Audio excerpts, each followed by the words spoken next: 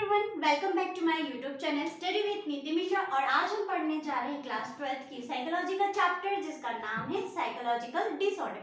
आखिर ये होता क्या है कि ये कैसे इस मतलब की प्रॉब्लम्स क्रिएट होती है या उसके पीछे का क्या कारण है कि ये हमारी डेली लाइफ को कैसे इम्पेक्ट करती है, और भी बहुत सी चीज़ें हम इस चैप्टर में क्या है समझने वाले हैं।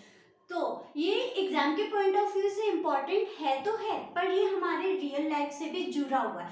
तो ये जहाँ आपका एग्जाम का काम करेगा वहीं ये आपके रियल बेसिस पे भी क्या है बहुत ही ज़्यादा ज़रूरी है। हमें इसको समझना क्या है बहुत ही ज़्यादा ज़रूरी है। तो हम ये चैप्टर को क्या है समझेंगे। और हाँ, प्लीज़ इस वीडियो को एंड तक ज़रूर देखिएगा ताकि यह चैप्टर आपको क्या है समझ में आए। तो अब हम बात करेंगे व्हाट इज साइकोलॉजिकल डिसऑर्डर। आखिरकार ये साइकोलॉजिकल डिसऑर्डर होता क्या है। साइकोलॉजिकल डिसऑर्डर मतलब वो ऑर्डर होता है ना, डिसऑर्डर की जो हमारा जो बिहेवियर है ना, मतलब जो हमारा मेंटल कंडीशन है, जो नॉर्मल हमारा दिमाग है ना, वो कैसे डिस्टर्ब हो जाता है।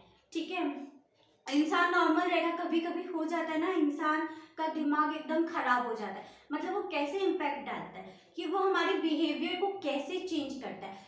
ठीक है, मतलब अगर सिंपल वर्ड में अगर देखा जाए तो वो हमारी डेली लाइफ में कैसे काम करता है या हम कैसे रिएक्ट करते हैं, फिर या वो हम सोशली बात करें और या हम कोई भी कंडीशन में हो ना तो कैसे करें। मतलब और कभी कभी ऐसा होता है ना कि हम लोग खुद ही प्रॉब्लम्स को क्या कर लेते हैं, क्रिएट कर लेते हैं।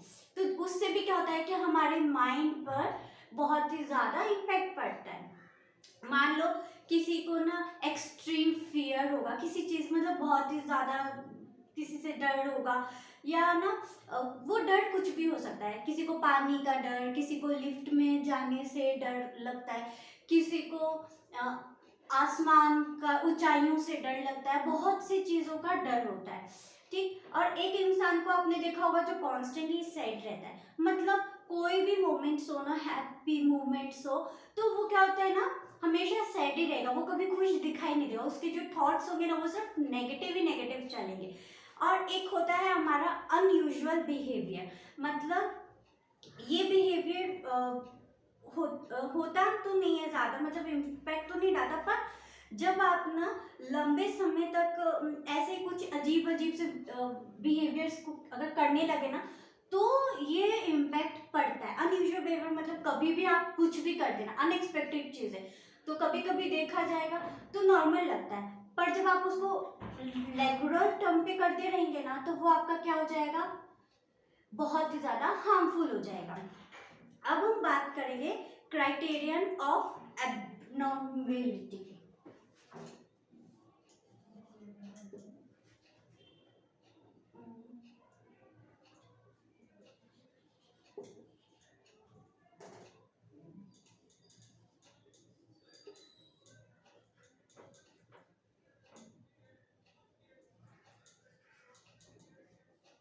ठीक है, इसके क्या क्राइटेरियाज होते हैं। देखो, कभी कभी ना हमारा जो बिहेवियर होता है वो बहुत ही ज़्यादा रियर बिहेवियर होता है। ठीक है,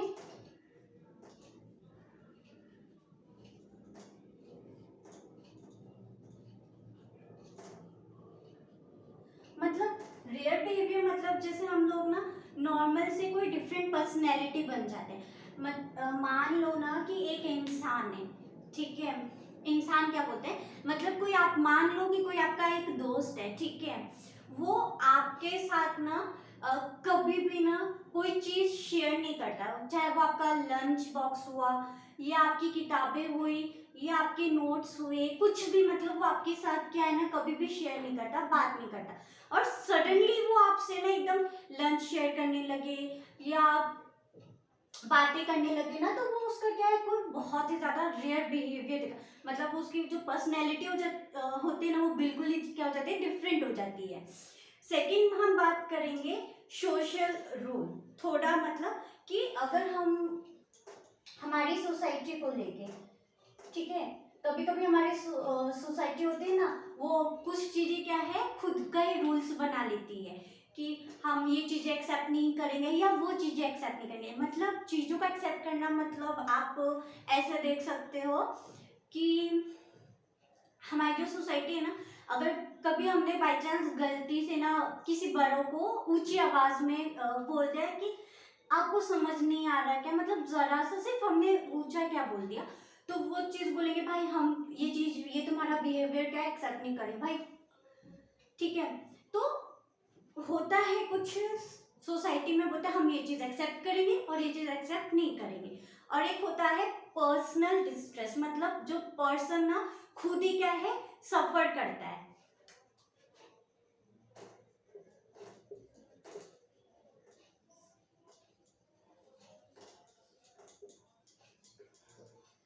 ये क्या होता है ना पर्सनल, जो वो पर्सन एक इंसान का वो खुद का ही अगर बाय चांस ना आपका कोई एक फ्रेंड होगा, ठीक है, वो आपको ना हमेशा हैप्पी और बहुत ही ज्यादा कूल दिखेगा, पर क्या है कभी कभी हम लोग ध्यान नहीं देते या हम कुछ चीजों को इग्नोर कर देते हैं कि यार ये इंसान तो बहुत खुश बहुत ही अच्छा है, इसकी लाइफ में तो कोई प्रॉब्लम ही नहीं है, मतलब पर हम भूल जाते हैं मे बी उसकी लाइफ में भी कोई प्रॉब्लम होगी, वो किसी ना किसी चीज से सफर कर रहा है, पर हम उससे वो पूछना भूल जाते हैं कि भाई तुम्हारी प्रॉब्लम क्या है या तुम्हारे खुश रहने का कारण क्या है। हम कभी कभी इन सब चीजों को क्या कर देते हैं इग्नोर कर देते हैं, बल्कि जो चीज बहुत ही ज्यादा गलत है, क्योंकि कभी कभी बंदा ऐसा होता है ना वो खुद ही खुद से मतलब लड़ाई करता है, वो किसी भी चीज के लिए हो, बट वो सामने शो नहीं करेगा, वो आपको कुछ और दिखाएगा, पर उसको पता है कि वो क्या फील कर रहा है।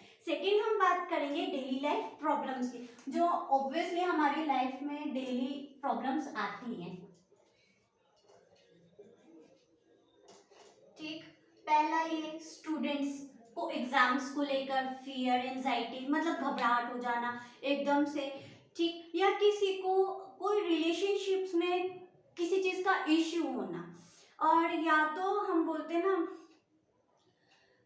डेली लाइफ में अभी हमारी क्या चीजें चलती है कि मतलब हमारे फ्रेंड्स के साथ हमारा झगड़ा होगा तो हमारा मूड ऑफ हो गया, हम भाई अभी ठीक है, तो मतलब जो डेली लाइफ के हमारे छोटे मोटे जो प्रॉब्लम्स होते हैं ना, वो मतलब कि ऐसे बोल सकते हैं कि वो चीजें हम दिखती है, इफेक्ट पड़ता है हमारे साइकोलॉजिकल डिसऑर्डर पर।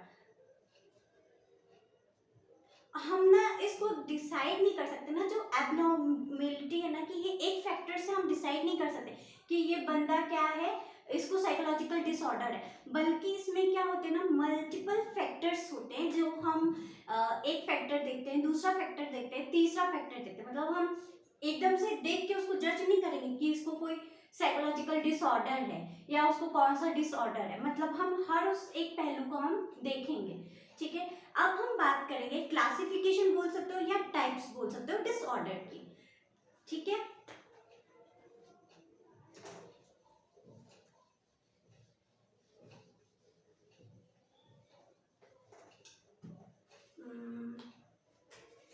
चाहे तो आप इसको नाम दे सकते हैं क्लासिफिकेशन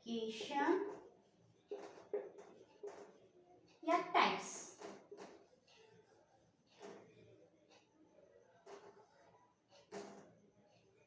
डिसऑर्डर, ठीक, तो इसमें पहला क्या होता है आपका एंजाइटी डिसऑर्डर। ठीक,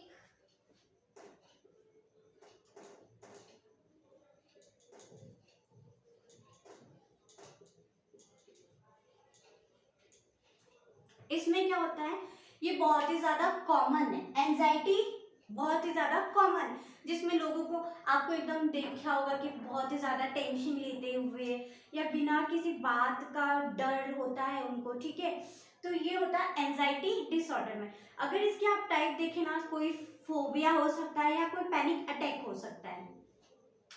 ठीक, अब हम सेकंड बात करेंगे ओसीडी की। अब आखिर ये ओसीडी क्या है, ऑब्सेसिव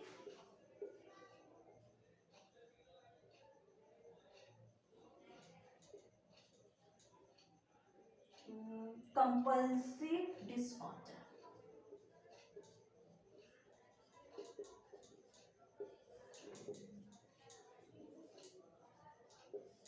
ऑब्सेसिव कंपल्सिव डिसऑर्डर। ठीक है, ये क्या होता है, मतलब अनवांटेड थॉट्स प्लस बार बार सेम काम को करना। मतलब एक ऐसा थॉट जो किसी चीज की क्या है जरूरत नहीं है, पर हम उस काम को क्या है बार बार करते हैं। जैसे आपने किसी इंसान को देखा होगा, उसको ना हाथ धोने की बहुत ही ज्यादा बीमारी होगी, मतलब हर बार अगर वो बाहर से आएगा तो अपना हैंड वॉश करेगा, खाना खाएगा तो हैंड वॉश करेगा, या कोई चीज छुएगा तो हैंड वॉश करेगा। अगर किसी का हाथ भी उसने छू लिया तो वो क्या करेगा, हैंड वॉश करेगा। ठीक है, या किसी को बहुत ही ज्यादा साफ सफाई की एकदम कीड़ा रहता है, मतलब क्या होता है ना, मुझे ये जगह बिल्कुल एकदम क्लीन चाहिए, ये सामान ऐसा क्यों, उसको ठीक करने की। तो ऐसे बहुत ही सारी चीजें होती है ओसीडी में, जिस इंसान को ये ओसीडी की बीमारी होती है। थर्ड आपका आता है ट्रॉमा। देखो, ट्रॉमा कुछ भी हो सकता है, मतलब वो चाहे आपका चाइल्डहुड ट्रॉमा हो, या कोई एक्सीडेंट का ट्रॉमा हो, या कोई फ्लैशबैक हो, कोई नाइटमेयर हो, या कोई फियर हो। मतलब ट्रॉमा किसी भी चीज का आपका हो सकता है, वो आपके साथ रहता है। पता है, वो कहीं ना कहीं क्या है ना, कुछ टाइम तक कभी कभी ऐसा लगता है कि हम नॉर्मल हो गए, अब हमें कोई ट्रॉमा या कोई फियर नहीं है। वो कहीं ना कहीं हमारे अंदर क्या होता है, छुप जाता है। फिर उसके बाद ना हम वो चीजें ना दूसरों में क्या है देखा, हमें दिखाई देने लगते हैं। फिर वापस से ना हमें उसकी पुरानी चीजों की याद आती है, फिर से हमें डर लगता है, और फिर से हमें वो ऐसी मेमोरीज याद आती है कि हम क्या बताए। तो ये ट्रॉमा एक टाइप का ये है, बस कुछ टाइम तक के लिए आपको रिलैक्स देगा, फिर वापस वो कहीं ना कहीं किसी ना किसी रूप में आपको दिखाई देगा। अब हम बात करेंगे सोमेटिक डिसऑर्डर की।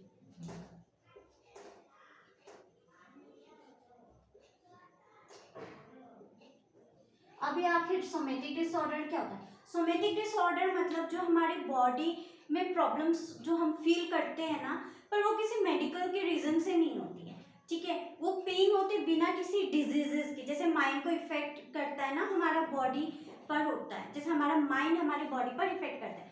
मतलब एक ऐसी बीमारी कि हमें उसमें दर्द तो वो मतलब कि क्या बीमारी तो है, पर हमें उसमें क्या है दर्द महसूस नहीं होता, वो सिर्फ हमारा माइंड ही उसको महसूस करता है। वो बहुत सी चीजें हो सकती है।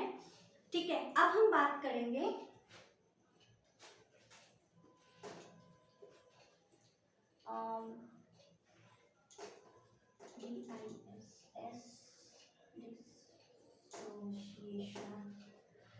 Dissociation disorder. ठीक है, डिसोसिएशन डिसऑर्डर आखिर ये क्या होती है? इसमें ये ऐसे बीमारी होती है ना जिसमें इंसान अपनी याददाश्त भूल जाता है, या जो आपकी आइडेंटिटी है ना, खुद की जो पहचान है ना, वो भूल जाता है। और हो सकता है वो अपनी पहचान भूल के किसी दूसरे की पहचान को जीता है, तो उसको बोलते हैं डिसोसिएशन डिसऑर्डर। मतलब इसमें आप ये बोल सकते हैं कि आपकी एनर्जी कम हो जाती है, या आप बहुत ही ज़्यादा दुख महसूस करते हैं, और मतलब ये भी बोल सकते हैं ना कि इंसान अपने आप को ही भूल जाता है पूरी तरीके से या आधी तरीके से, पॉसिबल है। ठीक है, अब हम बात करेंगे, next one is depression.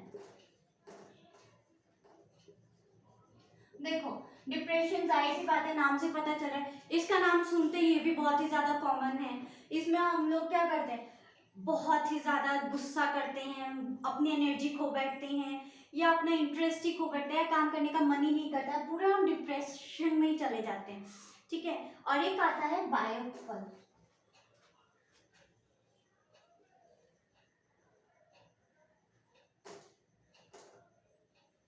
Bipolar, ये क्या होता है? Disorder equals to mood swing. मतलब ये एक ऐसा ऑर्डर जिसमें ना हमारा मूड हमेशा बदलता ही रहता है। ठीक है, हम कह सकते हैं कि कभी कुछ होगा, फिर कभी कुछ हमारा मूड होगा, मतलब हम कभी अच्छे मूड में होंगे, बुरे मूड में होंगे, और या तो हमारा एक ही मूड रहेगा। ठीक है, मतलब एक होता है ना कि एक फेस एक्सप्रेशन ऐसा रहेगा, अगर हंसी भी आ रही तो आपको पता नहीं चलेगा कि वो इंसान हंस रहा है, कि वो इंसान गुस्से में है, कि क्या है। फिर एक होता है शिजोफ्रेनिया, मतलब ये एक ऐसी बीमारी होती है ना जिसमें ना इंसान को भ्रम रहता है, वो गलत फहमी में रहता है, और वो जो चीज होती ही नहीं है ना वो उसको भी इमेजिन करने लगता है कि वो चीज उसके साथ लाइफ में चल रही। मतलब कभी कभी ऐसा वो इमेजिन करता है ना कि वो किसी से आपने बहुत बार ऐसे देखा होगा कि एक इंसान ना जैसे नॉर्मली वो किसी से बात कर रहा है, ठीक है, पर आपको वो इंसान नहीं दिखाई दे रहा है, पर उस इंसान को वो दिखाई दे रहा है, वो उससे बात कर रहा है, पर आपको लगेगा कि वो खुद से बात कर रहा है, कि क्या ये इंसान पागल हो गया। बट एक ऐसा भी होता है कि इंसान किसी भ्रम में रहता है, किसी गलत बिलीव में रहता है कि वो किसी के साथ है, बात कर रहा है। तो ऐसे बहुत सारी चीजें भी होती हैं। नेक्स्ट आपका आता है बिहेवियर डिसऑर्डर, मतलब हमारे बिहेवियर के ऊपर कि एक होता है कि हमारा बिहेवियर किसी के साथ, सबके साथ हम क्या करते हैं अलग अलग होता है। हमारी सोसाइटी के साथ हमारा बिहेवियर अलग होता है, हमारे पेरेंट्स के साथ हमारा बिहेवियर अलग होता है, या हमारे फ्रेंड्स के साथ क्या होता है हमारा बिहेवियर अलग होता है। अब हम बात करेंगे कॉजेस क्या है डिसऑर्डर्स के।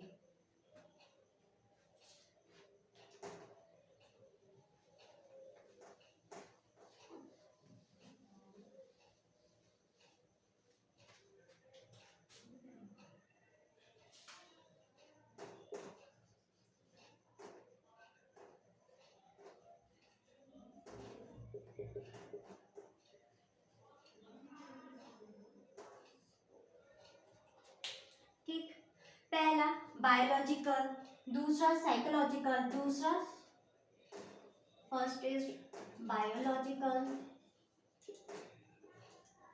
दूसरा साइकोलॉजिकल,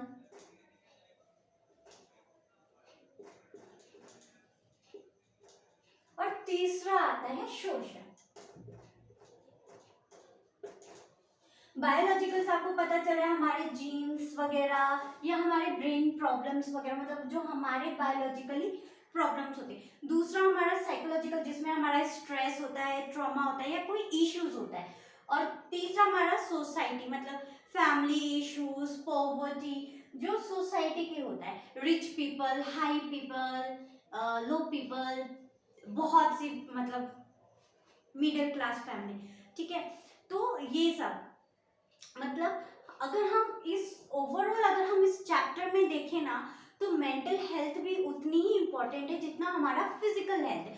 मतलब हमारे को हमारी बॉडी प्लस हमारा माइंड दोनों ही क्या है हेल्थी होना चाहिए, और दोनों ही एक दूसरे से रिलेटेड। अगर इन दोनों में से किसी का भी बैलेंस बिगड़ेगा तो हमारे हेल्थ के ऊपर क्या है बहुत ही ज़्यादा हार्मफुल इफेक्ट डालेगा, क्योंकि हमारा जो बिलीफ सिस्टम है ना तो वो क्या हो जाएगा, हमारे थॉट्स सब कुछ क्या हो जाएंगे, चेंज हो जाएंगे, बदलते रहेंगे।